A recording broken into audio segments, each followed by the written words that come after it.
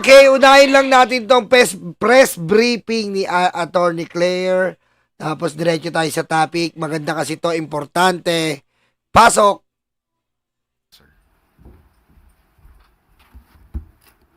Ayos, no? Ang ganda ng camera ni Yusek Claire, eh. Gumaganon, eh, no? Ayos, eh, no? Tiyan ko nga. Oh. Oh. May pa 180. Magandang umaga, Malacanang Presko. Welcome sa ating press briefing ngayong araw. Gumaganda si Yusek Claire, eh. Gumaganda. Daming inggit dyan. Hoy! Yung mga patay gutom dyan na naiingit kay Atty. Claire, magpalaki kayo ng subscriber!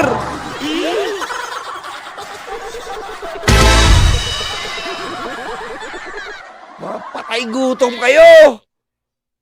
Ginagawa nyo yung stepping stone si Yusek Claire para umano yung subscriber nyo, patay gutom!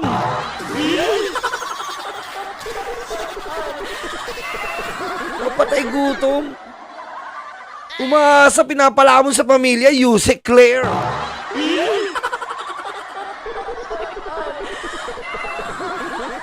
Yusek, buhabata ka. Buhabata ka. Simulan natin sa magandang balita na dala ng administrasyon ni Pangulong Ferdinand R. Marcos Jr. sa bagong Pilipinas. Alinsunod sa direktiba ni Pangulong Ferdinand Marcos Jr. na isulong Maganda po kasi to, eh. Maganda tong kanina ang press con niya. Napakaganda po. Pakinggan nyo maigi. ang food security at maritime development sa West Philippine Sea, inilunsad ang kadiwa ng Bagong Bayaning Mangingisda o KBBM program. Sa ilalim ng programang ito ng Philippine Coast Guard at Bureau of Fisheries and Aquatic Resources, ipinadala ang MV Mamamalakaya na direktang mamili ng mga sariwang huli mula sa mga ngisda sa Baho de Masinloc. Kita nyo? Narinig nyo yun? Ha? Merong programa yung gobyerno, diretsong tinutulungan yung magsasaka po. Ganun po si BBM. Sa makakita ng presidente ng ganyan, pinoprotektahan niya yung West Philippine Sea, pinoprotektahan niya na rin po yung mga mangingisda. Saka makakita niyan. Pakinggan nyo pa po. Bukod sa pagbili ng huli, ay magbibigay rin ito ng subsidiya sa krudo at yelo bilang tulong sa mga mangingisdang nahihirapan sa transportasyon at iba pang gastusin. Kita mo, krudo po at yelo. Yan, yelo po, syempre, importante yan para manatiling fresh po yung isda. Tapos, syempre, krudo sa kanilang mga bangka. Kita nyo po hindi po nagawa ng dating administrasyon yan. Yung dating administrasyon pong demonyo, ang ginawa po, meron pang kahate ang ating mangingisda sa huli. Pusang amang gobyerno yan.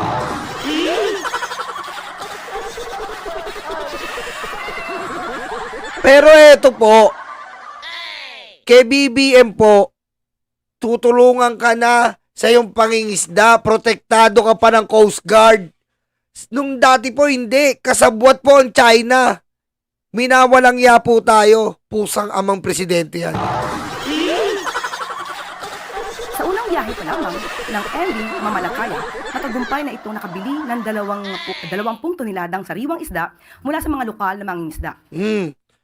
Binili po ng MB Malakaya ang 20 toneladang isda. Kumbaga, para lang nag-drive through yung mga mangingisda kasi automatic may bibili na.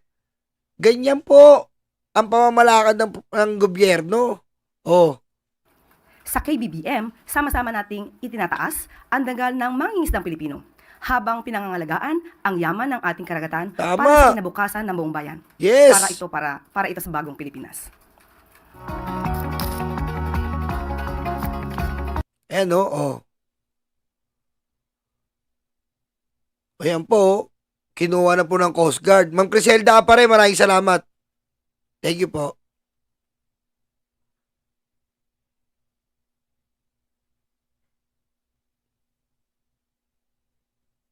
Yan po direktang tulong po sa mga isda. Meron po tayo ngayong 20 pesos na bigas, diretsong tulong po sa ating mga kapwa Pilipino. Yung iba po, wag po sana kayong magalit kung ubos na yung 20 pesos na bigas. meron po talaga, kasi po, inaano po yan. Nandito pa lang po tayo sa dry run neto. At ditong dry run po natin, tinitignan po ng gobyerno kung ilan ba talaga ang kakailanganin para sa 20 pesos na bigas. Nauubos po yan. Ngayon naman, ang mga pusang aman to, mga DDS na to, ay tinatalakay nila na ba't ganyan daw. Yung 20 pesos na bigas, kulang na kulang. Tanga-tanga pala kayo eh. Dati walang ganyan. BBM lang yan.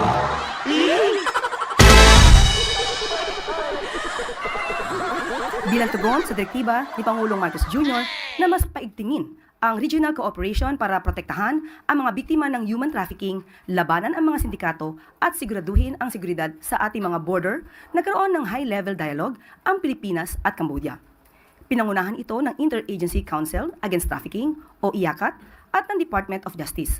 Katuwang ang Cambodian National Committee for Counter-Trafficking ang Regional Dialogue and Knowledge Exchange target ng dalawang bansa na palakasin, target ng dalawang bansa na palakasin ang ating ugnayan sa pagbabahagi ng mga best practices at pagtugon sa mga bagong anyo ng trafficking. Yan po meron naman po tayo ngayon. Inilunsad din ng ating gobyerno sa mga human trafficking, mga illegal na gawain, scam hub. Kakahuli lang kanina, may scam hub na naman. Hindi niyo mo ba napapansin? Itong gobyerno na to, hirap na hirap pa rin alisin ang mga kademonyoan ng dating administrasyon. West Philippine Sea, kita nyo, ang demonyong administrasyon po ang nagbigay niya ng problema sa West Philippine Sea. Tandaan nyo, sila yan Tandaan nyo, nung kapanahon pa ni Noynoy, kahit i-google nyo, sa West Philippine Sea po, panahon ni Noynoy, nakakauli pa tayo ng mga pirata, ng mga illegal na nangingisda dyan. Pero pagdating ni Duterte, dilineaan yung betlog hanggang kuyukot ni Xi Jinping. Marichu Beska, thank you. Marichu Beska. Pagdating po ni Digong, dinilaan po sagad hanggang betlog hanggang kuyukot ni Xi Jinping. Ganun po lumala ang West Philippine Sea. Arlene Saking, maraming salamat. Mabuhay ka hanggang gusto mo. Thank you. Diba? Pangalawa, eto pong Pogo. Ngayon pa lang po tayo naglilinis. Kita mo ngayon, yung pa rin ang pinoproblema nitong speech ni Atty. Claire. Tungkol pa rin sa coordination regarding trafficking. Lalong-lalo dyan sa Cambodia, yung mga, dyan talaga ang pinaka-main trafficking, mga scam hub, na pupunta po dito yung mga sindikato dati. Hirap na hirap pa rin po ang ating gobyerno sa mga hayop na yan. Dala rin po yan ang dating administrasyon. Ganun po tayo nahihirapan hanggang ngayon. Ang forced labor sa mga scam hubs.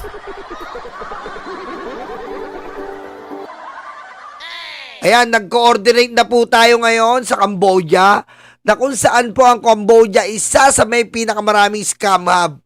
Ngayon, if magkakaroon po ng diplomatic relation tayo dito sa Puwersa kontra human trafficking sa Cambodia, mapapabilis po natin to, mabibilis po ang pag-identify ng mga money launderer, mga sindikato, mga red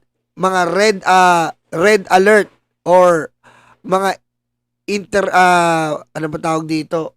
Mga involved dito sa human trafficking. Pwede na ma-identify nitong Cambodia at makipagtulungan sa atin, vice versa. O tayo makipagtulungan sa Cambodia kung na-identified pa nila dito yung mga nahuli nating human trafficker. Nanghirap talaga, grabe. Ayan. Copyright kasi yung ano yan Copyright po yung ano ng Malacanang yung music niyan Copyright yan, delikado tayo dyan. Ayan. Pangulo, at ito ang ilang mga good news sa umagang ito. Maaari na po tayong tumanggap ng inyong mga katanungan. First question po, Raquel Bayan, Radyo Pilipinas. Yes, sir. Good morning po. Doon po sa initial na pagbiyahe ng MV Mamalakaya, ilang mangingisda po kaya yung napagbilhan natin and how much po kaya yung naging buying price natin doon sa mangingisda? Opo, ayon po sa ulat po ni Commodore Triella, Meron pong nabiyayaan o nabinipisyohan po ng 120 fishermen at 11 na fishing Boss Nyolo, walang bumoto dito sa Maryland kasi pag submit ng balota, PDP ang lumabas. Tapos pag inedit mo kay virus, biglang nag-browsing possible virus detected by Norton. Ewan ko. Inaayos na ng Comelec yan. Meron nga daw bukas yung balota. Meron pa bukas yung balota. Kahit po, yung iba po, yung nagsasabi na bukas yung kahit bukas po yun, kailangan po ma-read ng computer yon. Kasi yung ay ma-read po nung machine. Kasi po yung machine, kahit po mag-brown out, dire-diretso yon. May sarili pong self-powered po yung machine. Malaman natin sa Comelec, malaman natin. vessels po ang nabinipisyohan ng Kadiwa program, ang KBBM. 20.3 tons of fish ang nabili at diretsa po itong naibagsak sa fishport po. At yun po, at ito po ay magtutuloy-tuloy hanggat marami silang nakikita at namomonitor ng mga fishing vessels na maaari ng isda at hanggang 2028 po ito ay ipapatupad. Okay, so safe to say, Yusek, na until Marcos administration po magtutuloy-tuloy po yung pagpapadala natin ng sa West Philippine Sea. Yes, opo, para matugunan din po ang issue about food security, talaga pong ito ay pinag-utos ng ating Pangulo. And can we say, Yusek, na bahagi rin po ito ng effort ng pamahalaan para ma-increase yung presence natin sa West Philippine Sea? Opo, dahil tayo naman po ay may karapatan dito sa Baho de Masinloc at dapat lamang po ma-exercise ng ating mga kababayan kung ano ang nararapat na mga karapatan po natin. Yan, tama yan. Tama yan. Tsaka pag nakikita, maganda yan, nakikita yung presence natin dyan. Tsaka kita mo ganyan po talaga full support ang ating gobyerno. Diretsa po sa ating mahihirap na mga isda. Katulong po ang Coast Guard. Ganyan po, kumikilos po, hindi yung dati, nakatingin lang yung Coast Guard, walang magawa. Dahil makagalit yung presidente nilang demonyo na si Duterte. Huwag yung anuin yan, China yan, mahal ko yan, dila betlog yan.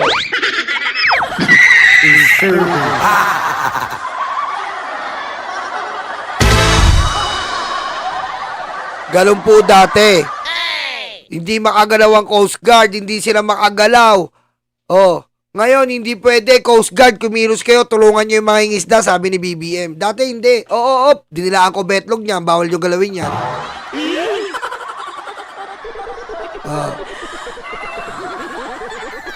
Next question, Harley Balbuena, PTV4. Good morning, Yusek. Ma'am, still in line with the food security, doon po sa 20 pesos rice, do we have a timeline as to when we can make the benteng bigas meron na available for all? And then, may we also know the criteria in Oy, choosing... mag-subscribe kayo kay Mixtox si Cartlea, si Mixtox. Mag-subscribe po kayo.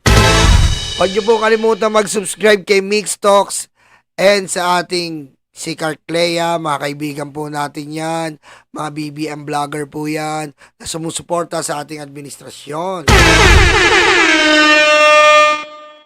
the priority areas kung saan po natin dadalhin yung 20 pesos rice. Sa ngayon po, ang sa Kadiwa Centers, vulnerable sectors po ang makikinabang pansamantala hanggang December 2025. Sa LGUs po, kung ano man po ang kanilang magiging guidelines, maaari po ito maging rice for all.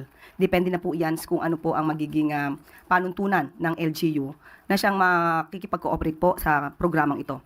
Pero ang plan... O yan At meron nga tayo nakuha dito. I-share ko lang po sa inyo na isa po ang tatanga-tanga. Ito po paka-share ko lang. Pag tanga, i-share natin yan. Susmiyo, pustahan, ilang linggo lang yan, mawawala din yan. Hindi yan ang permanenteng solusyon sa kakulangan ng bigas. Pagtuunan pansin ng mga magsasaka, imbis na mag-angkat, tatanga-tanga ka pala si Cynthia Villar may pasimuno, tsaka si Digong Bobo mo, Matt David, buong pamilya mo, tanga!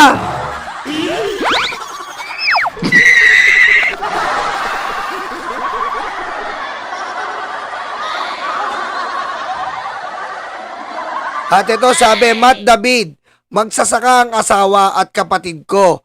So far, natutulungan sila ng gobyerno.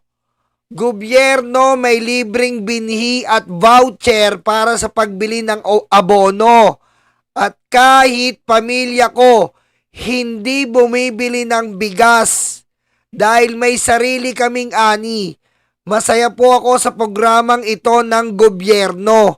para sa kapwa natin mahihirap na mas nangangailangan ng murang bigas kahit sabihin na natin panandalian lamang ito kahit hanggang matapos termino ni BBM, okay ako doon. At least tinupad ni BBM ang pangarap niya na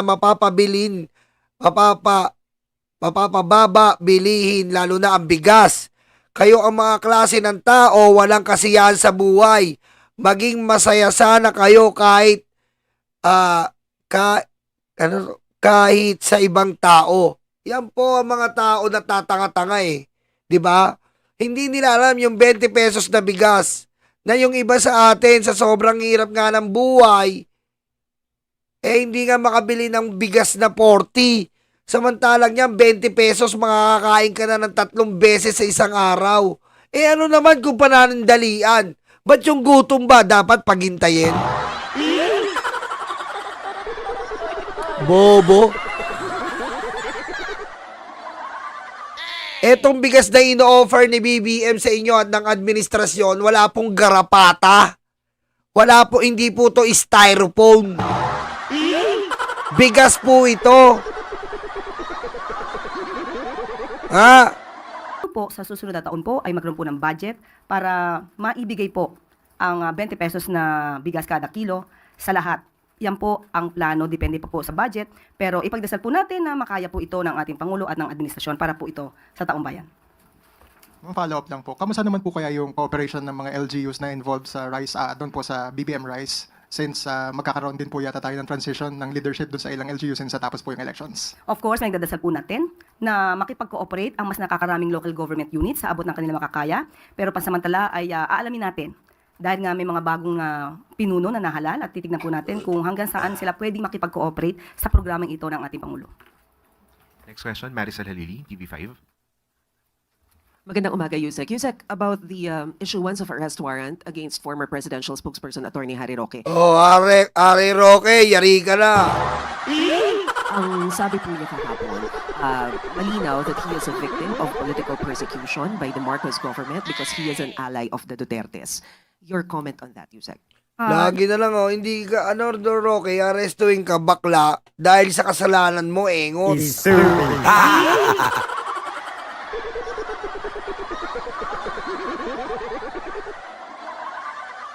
Ang sabi po niya kahapon, malinaw that he is a victim of political persecution by the Marcos government because he is an ally of the Dutertes. Your comment on that, Yusek? Yan po naman talaga ang kanyang magiging naratibo, kanyang depensa. Pero hindi po niya sinasagot ng mabuti kung nasaan nga ba yung mga dokumentong kanyang ipinangako sa House of Representatives. Yes, sabi niya pa, ay yabang pa ni bakla, sabi ni bakla, gusto niyo pati nung ano pa ha? Gusto niyo pati nung ano pa nung bago-bago pa akong abogado, bigay ko dito, yabang ni bakla. Ay, nagkaroon po ng hearing sa Quadco. Hindi po niya natutugunan yon at kung ano man yung mga sinasabing di umano, hidden wealth niya ay hindi pa rin niya po natutugunan. So paano po kayo magkakaroon ng political persecution? At tandaan po natin, korte mismo ang nag-issue ng valid warrant of arrest patungkol po sa kaso ng qualified human trafficking. At hindi lamang po yan. Meron po tayong nabalitaan na meron din pong pending case for alleged land grabbing. Yes, may land grabbing ka pa, bakla. Diba, yung gobyerno, tinutulungan yung mahihirap, lalo na yung magsasaka. Binabayaran ng ikaw, utang ikaw, kinukuha mo yung lupa na magsasaka. Bakla!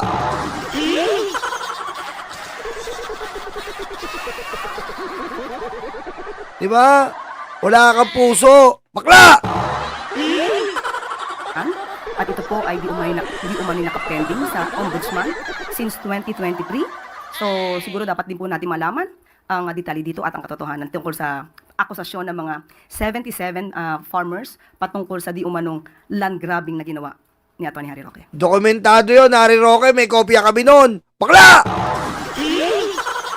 Ma'am, ano po yung magiging action on the part of government? Is it possible to coordinate with the Interpol para mapabalik sa bansa si former presidential spokesperson? Sa ating pagkakatanda, yan din po sinabi ni Yusek Nikki T ng DOJ, maaari po sila makipag-cooperate at makipag-coordinate sa Interpol patungkol po dito. So, abangan natin kung ano po ang magiging aksyon. Yan! Very nice! Very nice yun, Harry!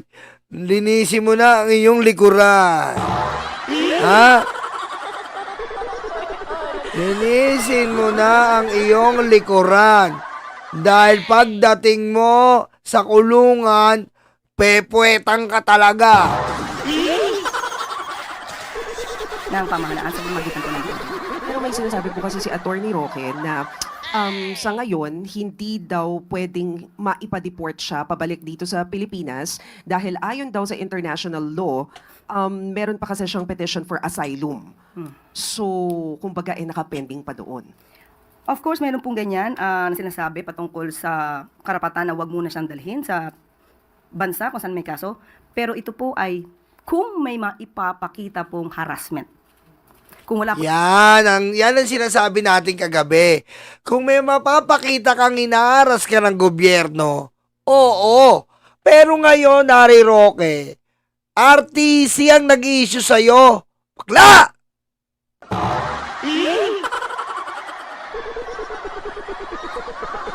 RTC nag-i-issue sa'yo. Bakla! Hindi pa nga aras to. Bakla! ang plano po sa susunod na taon po ay magkaroon po ng budget para maibigay po. Saan na yun? Hi, good morning, Yusek. Ma'am, still in line with the food security, doon po sa 20 pesos rice. Do we Hindi na ito. Warrant of arrest patungkol po sa kaso ng qualified human trafficking. At hindi lamang po yan. Meron po tayong nabalitaan na meron din pong pending case for alleged land grabbing sa Bataan. At ito po ay di umano'y nakapending sa Ombudsman since 2023. So siguro dapat din po natin malaman ang detalye dito at ang katotohanan tungkol sa akusasyon ng mga 77 farmers patungkol sa di umanong land grabbing Sabi ni Jason Reyes, ipa-Becky test na yan. na ginawa ni Atty. Harry Roque. Ma'am, ano po yung magiging action on the part of government? Is it possible to coordinate with the Interpol para mapabalik sa bansa si former presidential spokesperson Sa ating pagkakatanda, yan din po ang sinabi ni Yusek Nikki T ng DOJ. pa doon? Of course, meron pong ganyan na sinasabi patungkol sa karapatan na wag muna siyang dalhin sa bansa kung saan may kaso. Pero ito po ay kung may maipapakita pong harassment. Kung wala po siyang mapapakitang harassment mula sa gobyerno at maipapatunayan na ang mga kasong ito ay legal na nasampa at may mga basihan para siya ay ma-issuehan ng warrant of arrest, hindi po tayo maniniwala na hindi siya maaaring dalhin sa Pilipinas. Yes. Follow-up question, Maris Umali, GMA7. So, Alam mo, Roque, huwag kang tanga. Ha? Si Digong nga nadala sa ibang bansa, ikaw pa, bakla ka. Ano ka? Feeling mo? Special ka? Ibig sabihin, even, kasi yun po yung in-insist niya when we were at the Hague before. Sinasabi niya, it is part of the provision as an applicant for a political asylum seeker that hindi siya pwedeng galawin at all. Hindi siya pwedeng ipa-deport, hindi siya pwedeng arrestuhin. Kumbaga, he is untouchable as a political asylum seeker. So, ano ang magiging basehan kung sakasakali nung sinasabi po ni attorney na they will work hand in hand with the government in order to siguro serve the arrest? Siya po ang nagsampa ng kanyang petition for asylum. So dapat po para hindi po siya maaresto since may valid warrant of arrest na inisyu ang ating bansa, siya po ang dapat magpatunay na ang pagkuha sa kanya gamit man ang Interpol or kooperasyon sa Interpol, siya magpatunay ang pagdala dito sa Pilipinas ay because of mere harassment. So may Tama, ikaw ang papatunay nun. Hindi kasi pwede dakdak to, Ari, katulad ka ni Digong. Dakdak ka ng dakdak sa Hong Kong, kinabukasan, nasa The Hague. Hindi na pwedeng gano'n, Ari. Matuto ka. Hindi pwede dadak ka. Katulad ni Digong, pinagmumura na naman si BBM, kinabukasan, nasa The Hague. Oh, patunayan mo. Oh. Patunayan mo. Hindi niya magagamit 'yon, Pepe Malonzo. Hindi niya magagamit 'yon.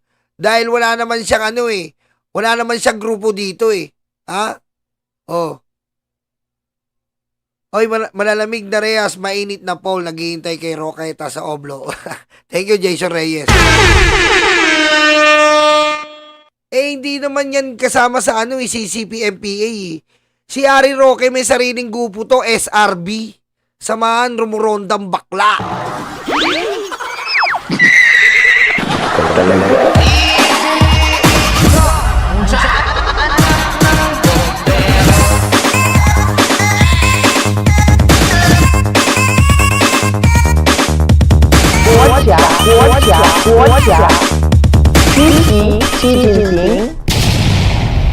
Ayan yung mga kabats ng Acro eh. SRB. Samahan rumurondang bakla. Ayan, si Ari yung founder niyan. Tinatag yan nung panahon ng Acro, Crime Buster, Taugama. Kaso hindi nagtagumpay itong SRB.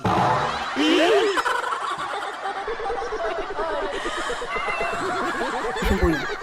Hindi po yun statement na hindi ka pwedeng hulihin. Basta-basta, kung meron naman pong valid warrant of arrest at ang Tama. kaso dapat kaharapin, hindi po siya dapat magtago sa kanyang petition for asylum. Tama! Next question, Tristan Nadalo, Newswatch. Morning, Yusek. Ma'am, baka gusto lang pong i-clarify ng Malacanang kung totoo or hindi po ito. Kasi may mga Oh, ito pa, makinig kayo ha. Ito na naman, bagong fake news. po sa social media yesterday. Ang sinasabi po ay yung latest message daw po ni Pangulong Marcos ay ayaw niya ng impeachment ni VP Sara at inutusan ng gabinete na atupagin ang serbisyo. Is this, can Malacanang verify kung totoo po itong lumabas na mga mensaheng ganito? Ang mabe-verify ko po sa inyo, totoo pong pinag-utos ng Pangulo na dapat aserkusuhin po namin ang trabaho. Dapat madaliin po ang pag-i-implement ng mga proyekto na nais niya para sa taong bayan. Pero pagdating po sa impeachment, yan po ay nasa kamay na po ng Senado. Nasa kamay na rin po ito ng mga prosecutors. So, hayaan na lang po natin yung prosesong dumaloy. Alam mo, ang dami na naman mga bobo talaga yung mga Pilipino eh. Ang bobo nyo, yung mga naniniwala kayo. Kung alam nyo yung proseso ng gobyerno, hindi kayo maniniwala dun eh. Kahit sabihin ni BBM, ayaw niya ng impeachment. Kahit sabihin ni BBM, gusto niya ng impeachment. Wala na siyang magagawa. Nandun na sa Senado, may jury na eh. Ang bobo nyo naman mga Pilipinong bobo. Ang bobo naman natin nun. Paniniwalain natin yon. Impeach na nga sa Kongreso eh. Kahit magdaldal si BBM yan, kahit sabihin niya pa na buong mundo, ayoko ng impeachment. Wala na siyang magagawa, nasa Senado na. Ano ba naman itong mga Pilipino na to nagpapakaloko sa pagkabobo?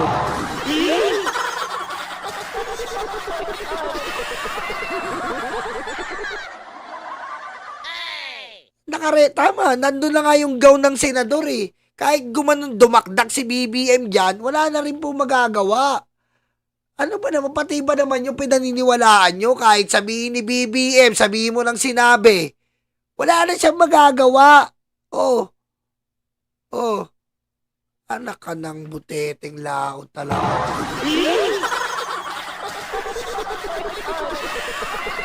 JC Mose, sabi ni Danilo, ngayon lang ako nakakita ng isang pangulo na ang iniisip sa ikababuti ng kapwa niya Pilipino. Di tulad ni Duterte. Sabihin mo Duterte, hindi pwedeng iba dyan. Sabihin mo Duterte.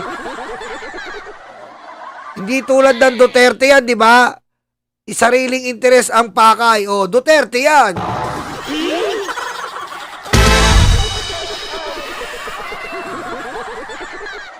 Diretsahan tayo dito, prangkahan to.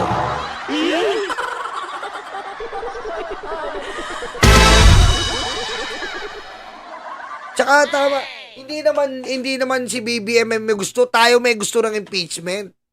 Tayo may gusto ng impeachment, 'di ba? Oh. Thank you po. On another topic lang po, yung si Senator Bato de la Rosa, medyo nag-react po siya doon sa yung pag-welcome ng pala sa legitimate opposition, pero parang lalabanan yung mga obstructionists. Ang sabi po ni Senator de la Rosa sa interview po namin ay yung hindi raw po haharang yung Duterte block sa mga programa at batas. Pero sana raw po, sabi niya, kung gusto nila ng magandang samahan, magandang cooperation, do not start with warning or threatening the senators. With all due respect to Senator Bato de la Rosa, bato-bato sa langit at tamaan ay huwag magalit. Ooh! Bato-bato sa langit, ang tamaan huwag magalit. Di ba? May ganun eh. Nag-post ka sa FB, hindi mo pinangalanan, biglang may nag-react. Grabe ka naman, pare. Wala ka naman binanggit. Oh. May nag-react. Ang nag-react, pag nag-react, guilty. Guilty! Oh. Guilty! Simple. Nag-react ka, guilty. Tatanga-tanga-tanga. wala tayong pinangangalanan kung sino man. Ito po ay pangkalahatan. Ang nais po natin sa taong bayan ay huwag maging obstructionist para magtuloy-tuloy po ang mga gandang proyekto at programa ng Pangulo at ng administrasyon. Totoo naman yung sinabi ni Atty. Claire eh. Iba po kasi yung opposition at obstructionist. Ha? Oy, Mami Chris Rose, thank you, thank you. Oy, Nyolo, ngayong oras na to, nagigib ka na naman, ano, miss kita, Nyolo, love you, hello, my BMB family. Hello, Mami Chris Rose, ingat ka dyan sa hospital. Alam mo, ganito po kasi yan eh. Sa totoo lang po, dalawang klase lang. Administrasyon at oposisyon. Ang obstructionist po, ang DDS. Gusto niyo ba malaman? Ano ang pagkakaiba? Administrasyon, sila ang nakaupo sa gobyerno. Oposisyon, yan po talaga ang mga dilaw. Sinabi ko na yan noon, ang mga dilaw po ang oposisyon. Dahil sa tingin po nila, at minsan, oo, tama nga naman. Meron silang kinaka-counter, kaya nga nag-oppose sila. Meron silang kinaka-counter na nakikita nila na hindi pa pwede na gawin ng administrasyon na may healthy benefits. Di ba? May benepisyong magandang maidudulot. Ang obstructionist po, yan po ang DDS. Or in Tagalog, sabi ni Anon-Anon, konsumisyon.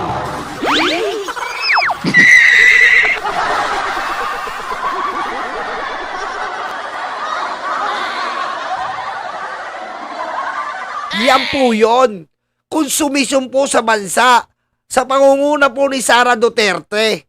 Di ba? Pakinabang ng sarili sa pangunguna ni Robin Padilla. Pakinabang ng Duterte sa pangunguna ni Bongo. Pakinabang ng Duterte sa pangunguna ni Bato. Pakinabang ng Duterte. Yan ang obstructionist.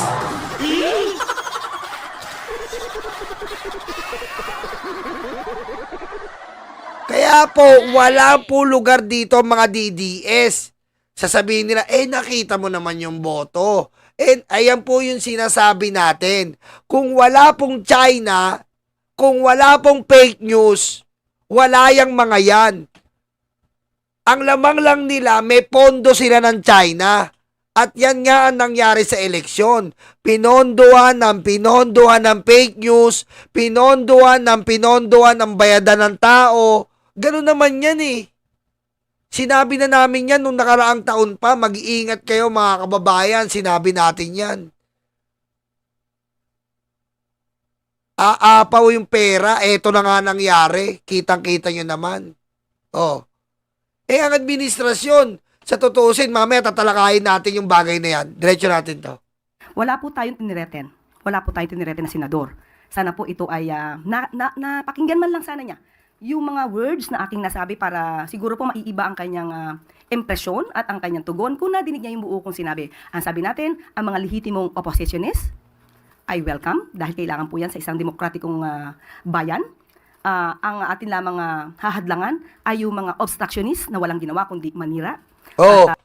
Sabihin mo na, Tor Declare, obstructionist ay ang mga DDS.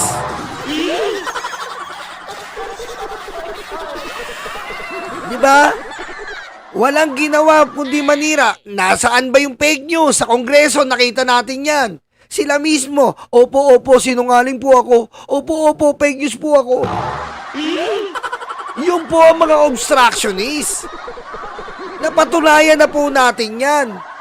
Sabi niya, pwede din daw natin bombayin ng China. Yan ang mga obstructionist.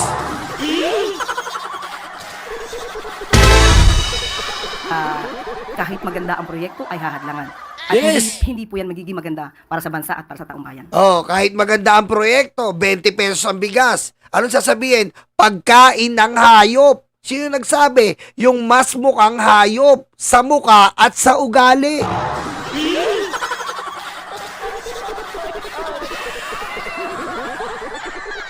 Hello, shoutout Thrift Queen from USA, ha? Thank you. Sec, one follow-up question from Maris Umali, Jimmy Senate. Yusek, speaking of opposition o yung pagkakahati-hati po dito sa slate no, ng mga presumptive na mga senators, sa inyo pong perspektibo, ilan po ba talaga mula sa alyansa ang nakapasok sa top 12 at ano po ang magiging implikasyon nito sa presidential legislative agenda ni Pangulong Bongbong Marcos? Sa ngayon po, ang bilang po ay 6 na nakapasok. Pero tapos na po ang eleksyon. Nagsalita na rin po ang taong bayan. Sa paningin po ng Pangulo, wala na pong alyansa, wala pong PDP, walang anumang kulay ng politika. Dapat lahat po na nahalal ay magkaisa-isa, magkaroon po ng kooperasyon. Ito naman po ay para sa taong bayan. Huwag naman po na sana laging politika ang pinag-uusapan at hindi po tayo makakakilos at makakausad kung puro pamumulitika at pang-iintriga ang gagawin natin sa pamahalaan. Dahil ma'am, wala na pong mga linya o wala na pong alyansa, wala ng PDP and all, ano po ang implikasyon nito sa presidential legislative agenda? Of course, mas nanaisin po ng ating Pangulo na kung ano man po yung maganda niyang proyekto ay isang ayunan ng mga mambabatas para po hindi tayo mahirapan sa pagkuha ng budget para po sa taong bayan.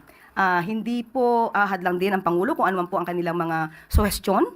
Kung ito man ay hindi naaayon sa programa ng Pangulo. Kung ito naman po ay may valid reason, ito naman po ay pakikinggan ng Pangulo. Pero sana po kung ano man po yung hiling ng Pangulo at ng administrasyon para sa taong bayan, huwag naman po sana nilang hadlangan dahil lamang sa politika. Salamat po. Thank you, Yusek. Tama.